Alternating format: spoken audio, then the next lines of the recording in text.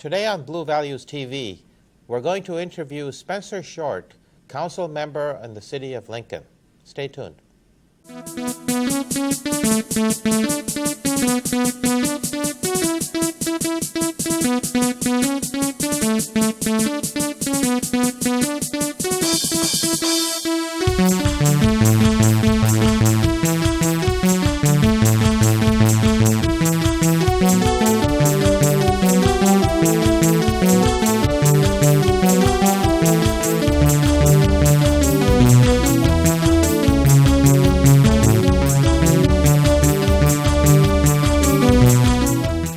Welcome to Blue Values TV. Blue Values TV is a production of the Blue Values Coalition. The Blue Values Coalition is dedicated to informing, educating, and engaging our neighbors in the governance of our communities. Look for us online at bluevaluescoalition.org. With us today is Mr. Spencer Short, councilman for the city of Lincoln. Welcome to the show, Mr. Short. Thank you, Jack. It's a pleasure having you on the show, and we're going to talk today about what's happening in the city of Lincoln. Where is it at? Where is it going? What's the vision for the future? And what can people look forward to, and what do they need to know about Lincoln? So we're thrilled to have you on the show. Tell us at the beginning. Well, we only have 30 minutes, so I'm going to have to really compress this. We have a lot of good things happening in Lincoln right now. As folks know, we had a difficult time, as well did all other communities in the area. From about 2008 until about 2012. Today, we're in a very good place in Lincoln. Now, this is interesting because a couple years ago, 2-3 years ago, all the big topic was fiscal sustainability of the city of Lincoln. I heard the words fiscal sustainability and bankruptcy more than I ever care to hear again. Good. But I will tell you this. The city was never in danger of bankruptcy, and many of the things that we've worked on toward financial sustainability, I can't talk today, were already completed before we had even researched them. So we've done a great number of things. Our revenues at the time in 2008 and 2009 started dropping precipitously. We were at about $16 million. And by about 2010-11, we were at $10 million. So it's the equivalent of a family of two wage earners where one wage earner gets laid off. That's effectively what happened in the city. We saw about a half reduction, but we moved forward. We made some cuts, and that impacted our service levels. However, when you look at it, our service levels for police and fire were both cut by half. Mm-hmm.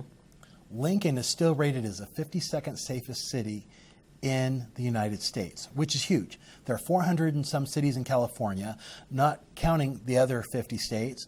So where are we at today? We're actually in a very good place. Lincoln's a safe community. It's a sustainable community. Our goal is to add more police and fire in the very near future.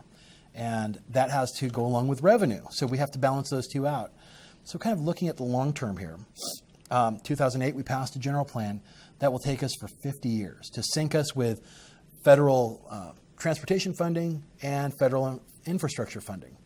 So by syncing those funds, we're able to actually move forward in a planned measure and make sure that Lincoln is sustainable, because the thing I hear most is Lincoln has so much housing, financially you should be in a good place. Well, the unfortunate factor is with housing only pays about 40% of the services that people expect.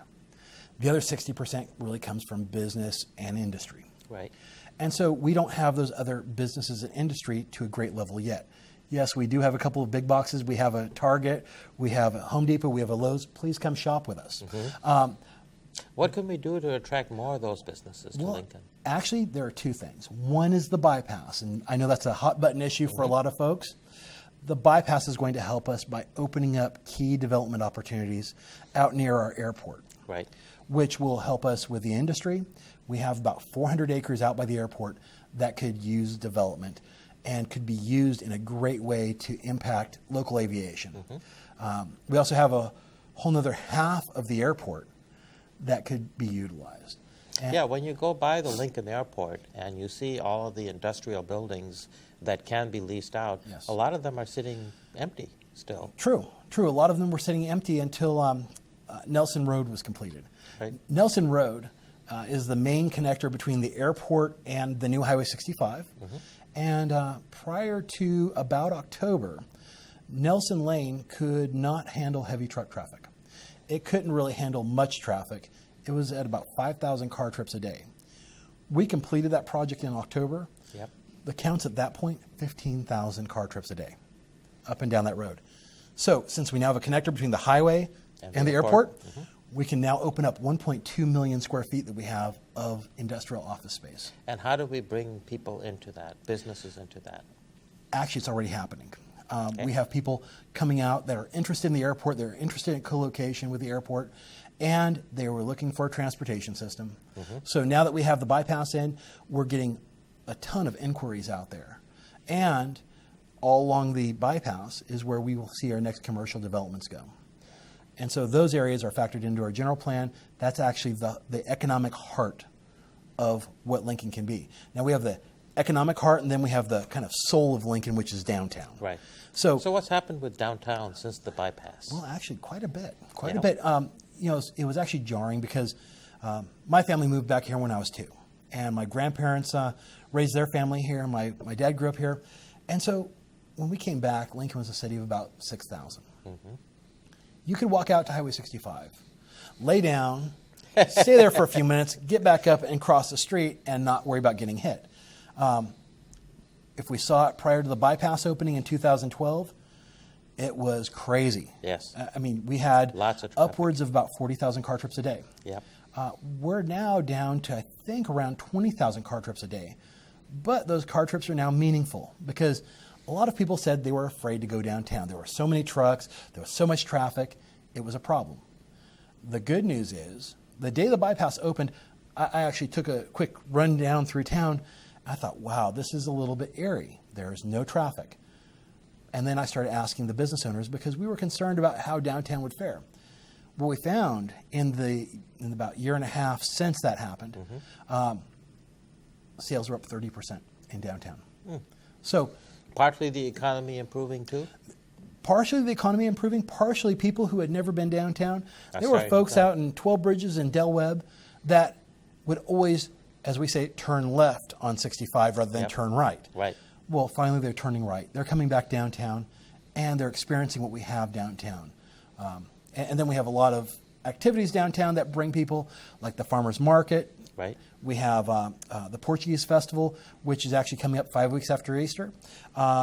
We have a number of other events downtown. We have the Holiday Parade. We have the 4th of July Parade. Things that really make people feel like they're part of the community. And there's 2 aspects to Lincoln. Lincoln's a great place to live. It's a great place to raise your family, but it's also a great place to get involved. And let me jump back to the police for a second. Sure.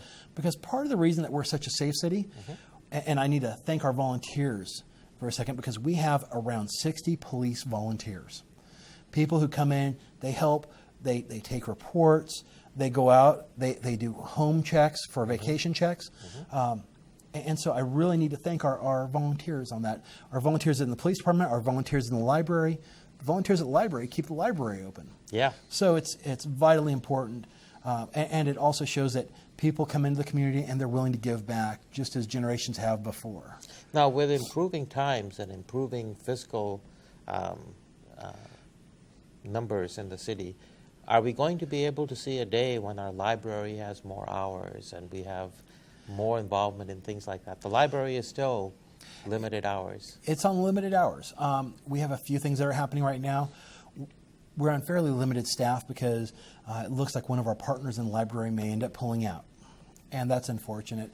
Sierra College is no longer doing a co-located campus there because it's just too small for their needs in Western Placer County. We're hopeful that someday maybe we'll see a full-fledged Sierra College campus come out. But until that day, we've kind of diminished our resources there by a third. So we recognize that, and we've pulled back in a little bit. But we're focused on making that library a quality place to go. And in fact, I just talked with the president of the Friends of the Library. And the Friends of Lincoln Library are an asset to this community. Oh, yes. They've helped tremendously. And in fact, what they're doing is they're trying to find a way to finance one more day open at the library through their collection. So really want to thank them, too. So we're trying to extend the hours. We're trying to extend the hours, and where the city government cannot afford it, what we're finding is that citizens are stepping in and they're helping because, again, they want this to be a great place to live. It's a marvelous library, nice meeting room adjoining it, and so on. Wonderful place. We'd just like to see more hours for that place. We all would. We all definitely. would. Yeah, no problem at all. Other projects that you see coming up now. Development has always been a big deal in Lincoln. It has. It was growing at an incredible rate until 2008. Kind of slowed down to a stop. Yep. Now it's starting to pick up again. It is. Last year we saw around 300 building permits. We're estimating about the same for this year. And so development is slowly but surely moving. We have one specific plan that's approved, and the specific plans are kind of like small villages around the city. We have 7 of these planned. One has been approved and is pretty much ready to go. Which one is that? That's Village 7, which is actually just to the west of Lincoln Crossings. It's before a wastewater plant, and it's in between Village 5 and the rest of the city. Okay. So we're kind of working through that. There are a few other projects that are moving ahead. Village 1, which is centered on 193, right, going out towards Sierra College Boulevard. Right. I've seen that is actually doing construction. It is. Well, actually, they're doing land. The construction that you see out there is actually the regional sewer project. Oh, okay. All moving right. through that. So it's a very nice thing to see that the regional sewer project's moving. I'll come back to that one in a second. Because one of my favorite topics is always the regional sewer project. I think it is for all people in Placer County. You know, that's a scary thing. Everybody likes talking about wastewater, or what happens when you flush the toilet. So, but that's a great it's a great project. But Village 1 is still moving, and that's about another 2,500 homes. Now, those would be the homes off of 193. Does that include the homes that would be off of Sierra College Boulevard as well? Some of them, yes. Yeah. In a very limited place. There's a place right at the bend of Sierra College as you're going up the hill to go toward Loomis. Right. And that's where there'd be a connection through. And that's, I think, the only place that hits Sierra College Boulevard. So now, we have that going, and we have one other village that's going. That's about 4,000 homes. So all total, there's about around 10,000 homes in the hopper here. Okay. Wonderful. Development brings all kinds of nice benefits. One of the big concerns people have is water. Yes. And the future of our water and drought. Yes. How is this going to be supported? Well, actually, that's a great question. Water is obviously a major issue. Yeah. And we are very lucky here. We have multiple sources of water that we can pull from. Placer County Water Agency provides our main source of water. Mm-hmm. And by the build out of Lincoln, they'll supply about 70% of the water. NID will supply the other 30% of surface water. And then we get a backup of 10% of that overall demand from groundwater. Right. So there are a few things happening with groundwater, and I'll come back to that also. But let me go back to the regional sewer project because we're talking water, and there's an inflow and an outflow that we have to talk about. Regional sewer project is estimated to take on roughly, it's going to double the size of the Lincoln wastewater plant. Well, for our viewers, let's recap what the regional water project is. Well, the regional sewer project. Well, the regional sewer project was originally defined as a project that would take off underperforming wastewater plants up and down the Sierras from Nevada County and Colfax on down to Lincoln. Since Lincoln's at the lowest point, we can accept the wastewater in a little more economical fashion rather than having to pump it and pressurize it. So we're at the low point of the county, and we had this fantastic plant built. There was a lot of cooperation from the state and federal government on that project. We can take up to 30 million gallons per day of wastewater. Let me put that in perspective. A city of 45,000 like Lincoln currently uses 3.4 million gallons per day. So we could roughly handle a population of around 1 million people in this region off this wastewater plant. But it's also sized so that we can do other things such as manage constituents, such as heavy metals. We can manage constituents such as pharmaceuticals. And we're going to have to start removing pharmaceuticals from the wastewater stream at some point in the very near future. So the real key is getting these underperforming plants off. For instance, the first plant we're taking offline is on Joger Road up in Auburn.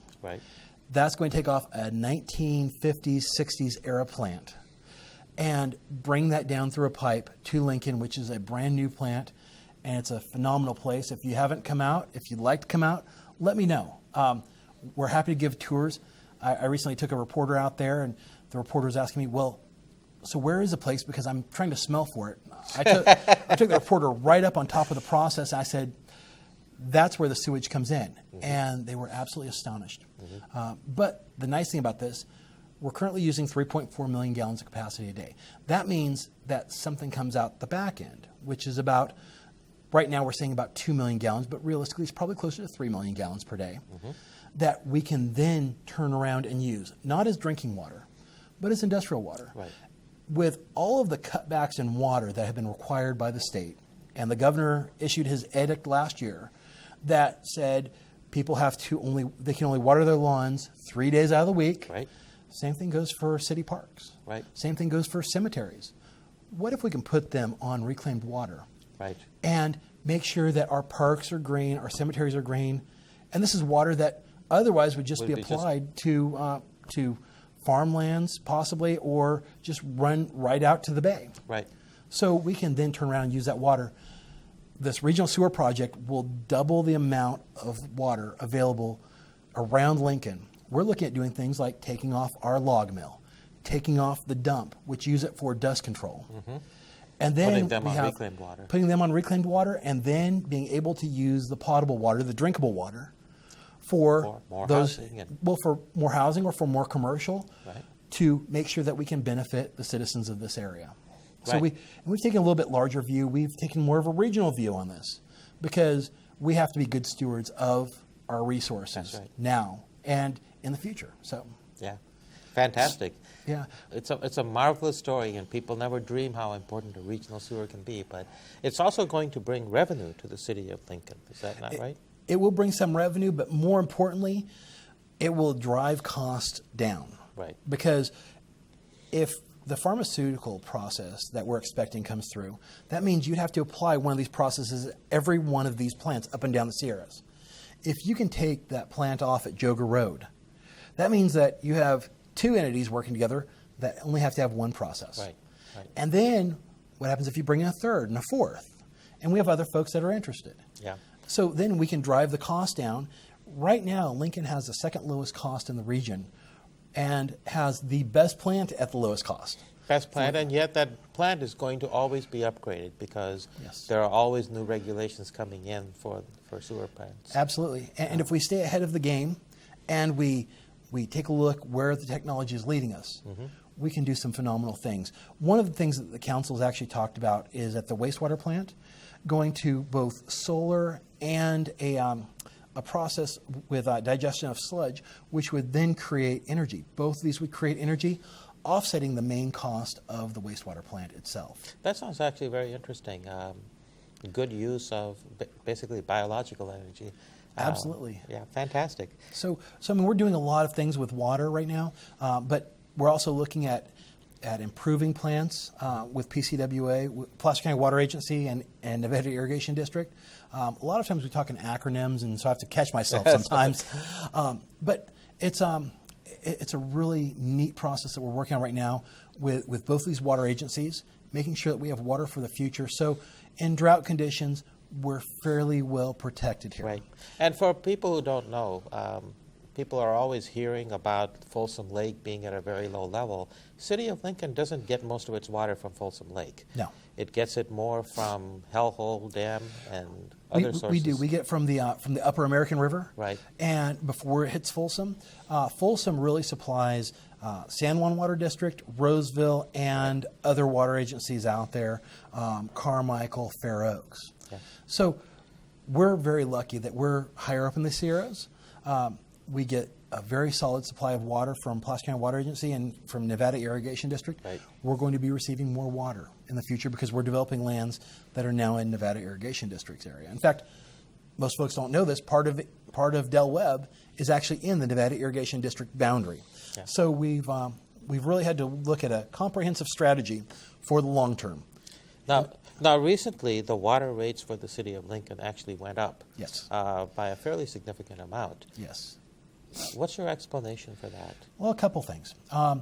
The first one being, we actually did not pass along any increases during the down economy because we were continuously receiving increases, and we realized people were hurting. And we made a conscious decision at that point that we were not going to pass those rates along then, and that we'd wait for a period of time until the economy started improving to pass along those rates. But at the same time, we kept on experiencing increases. And so we had to recognize those increases were still coming down the pike. And then we also had some infrastructure issues. And then the whole drought issue started raising its head because we saw this coming about a year out. So we had to put a few things in place. Currently, we're not doing the things that, let's say, the city of Roseville is doing, which are putting in drought rates. Right. We actually, at this point, don't have to yet. That might be a mandate from the governor very shortly here. And so we're kind of expecting that, but we've tried to maintain low rates for our citizens to balance out the needs of the citizens and not trying to put an undue impact. Right. Safe to say that even with the rate increases that Lincoln has seen, our rates in Lincoln are not higher than those in neighboring communities. They're very comparable. Yeah. Very comparable.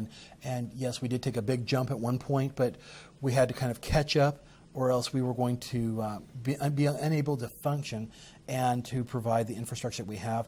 We put off a number of projects, like some of the backup wells.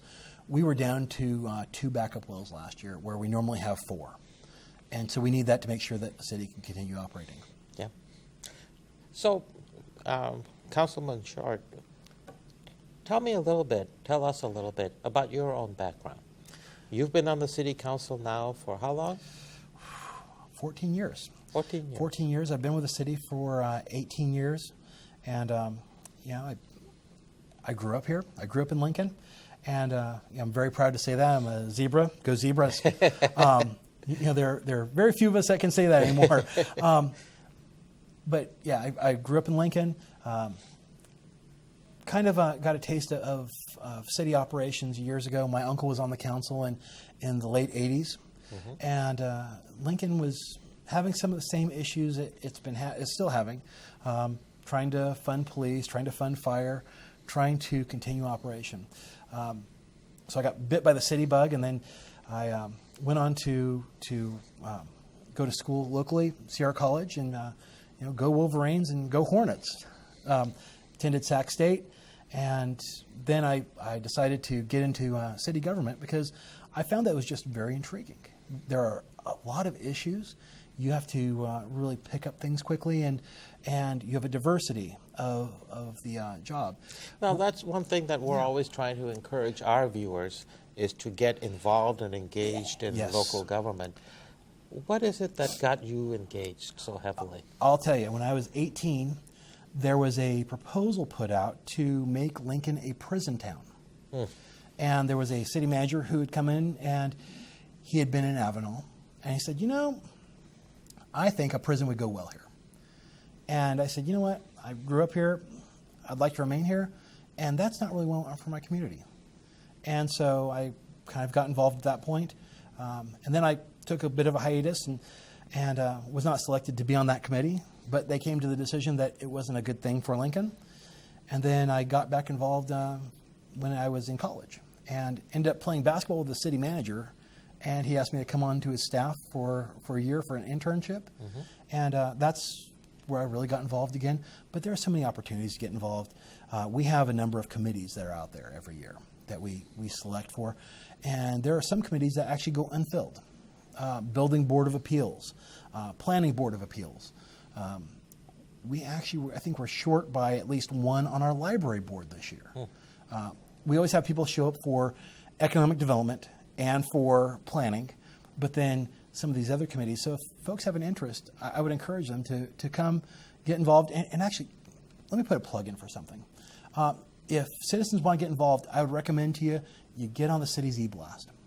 The e-blast is a bulletin that goes out pretty much daily. And how do people get on that? Actually, call the city manager's office, phone number 916-434-2490. You can talk to Pam, and she will put you on that list, or if you stop by, we have a sign-up sheet, and we take that. We disseminate information. You get all of the agendas for all of our meetings. You get any other news releases that come out, things from PG&E, Placer County Water Agency, you name it. If there are volunteer events going on, community events. And so that's what we try to get people to do. Get on the e-blast, get the information, and come on out. Join us. Or come out every second and fourth Tuesday night to the city council meetings. We usually have about 20 people that are our frequent flyers at the council meeting. But we'd like to see more folks out there. We'd like to hear your opinions. We'd like to know what you think, because we have weighty issues that come up at every meeting. So your interest in going forward and your vision for where do you see Lincoln in the future? What would you like to see in the city of Lincoln? You know, I think Lincoln can be the gem of Placer County. Yeah, Roseville may have more money, and Roseville and Rockland may both be located on 80. But you know what?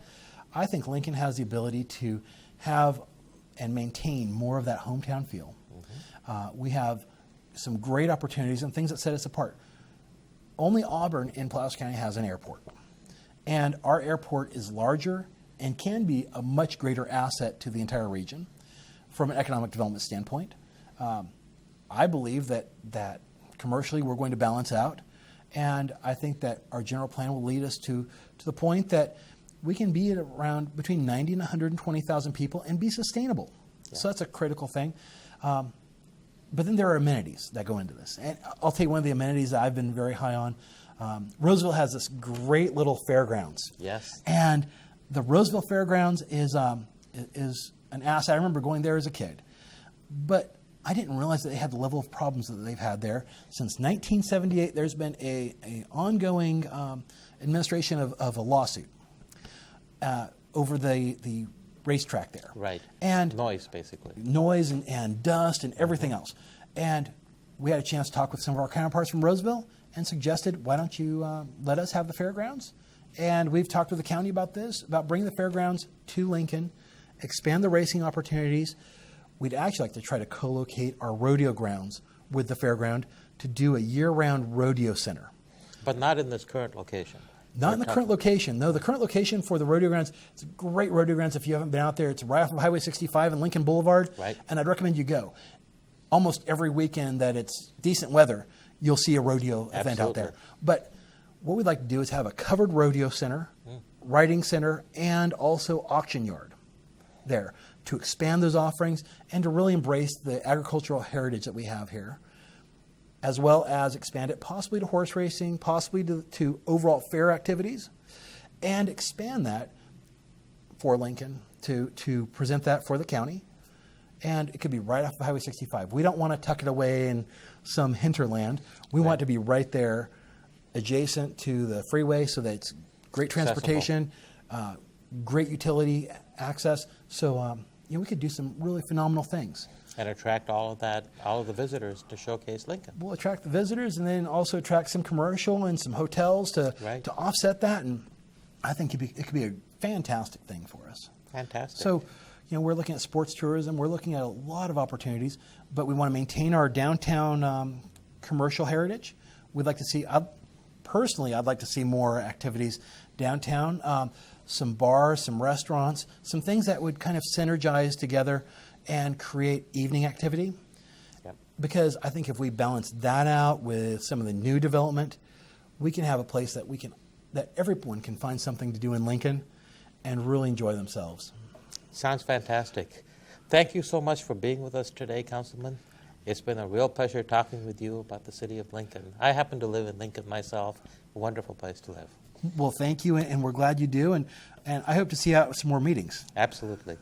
Okay, and to our viewers, thank you for being with us, and until next time, good night.